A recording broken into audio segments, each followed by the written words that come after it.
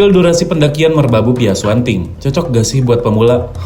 Simak dulu video ini sampai habis. Di sini gue berangkat dari kota Jogja menuju basecamp Swanting menggunakan mobil. Dan untuk akses jalan menuju basecamp lumayan mudah. Akhirnya gue sampai di basecamp Porter Goib. Fasilitasnya ada penginapan, toilet, warung makan, dan penyewaan. Selain itu, di sini juga menyediakan jasa porter. Bisa untuk tim atau pribadi. Pokoknya porter di basecamp ini andalan banget. Lihat aja tuh carrier-nya segede apa. By the way, di sini gue sebagai guide open trip mendakui. Jadi durasi pendakian ini diambil dari rata-rata setiap pendaki yang bareng gua. Dan ini jadwal open trip bareng gua, oke? Untuk menuju pintu rimba, biasanya pendaki naik pick up plus ojek dulu. Tapi karena base camp Porter Goib udah lumayan dekat dengan pos ojek, daripada lama nunggu pick up, jadi kita langsung jalan aja menuju pos ojek. Terus kita lanjut naik ojek sampai pintu rimba yang jaraknya gak terlalu jauh. Sampai di pintu rimba, jangan lupa foto-foto dulu. Cakep dikit, cekrek. Cakep banyak, cekrek. Setelah semua itu, akhirnya kita mulai jalan menuju pos 1. Menurut gua tanjakannya masih manusiawi. Terus kalian juga bakal banyak nemuin pohon tumbang buat kalian duduk dan ambil napas sejenak. Oh iya, di sini kalian bakal banyak lihat patok putih sampai puncak. Patok ini bertujuan untuk menunjukkan posisi pendaki setiap kelipatan 1 hektometer. Yang artinya, setiap 100 meter kalian pasti bakal nemu patok ini. Dan untuk sampai pos 1, kita bakal nemuin 10 patok. Yang artinya dari pintu rimba sampai pos 1 jaraknya 1 km.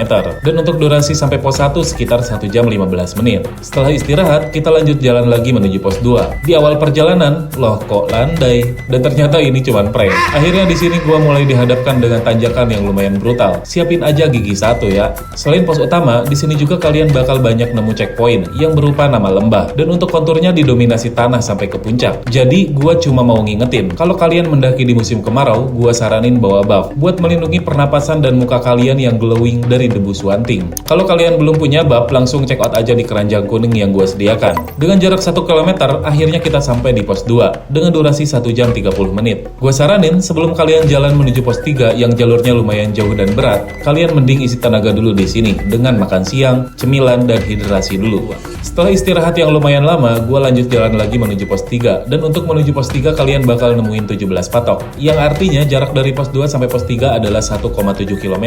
Jadi selain siapin tenaga, kalian juga harus siapin mental yang kuat. Karena selain jarak yang jauh, gua rasa tanjakannya juga makin sinting. Sesuai julukannya, Merbabu Swanting bikin sinting. Di HM29, akhirnya gua sampai di Kayu Lumut. Dan gak jauh dari sini, jalur akan mulai terbuka. Pokoknya gua selalu usahain buat sampai di mata air atau HM35 di jam 5 sore. Karena di sini adalah spot terbaik buat ilangin rasa capek dan stres kalian. Gua jamin rasa capek kalian bakal terbayar dengan view yang sangat cakep ini. Setelah menikmati sunset, gua lanjut jalan lagi menuju pos 3 atau camp area. Jaraknya sih cuma 200 meter dari mata air, tapi siap-siap aja dengan final bossnya. Akhirnya kita sampai pos 3 dengan durasi perjalanan 2 jam 30 menit dari pos 2. Bawa deh.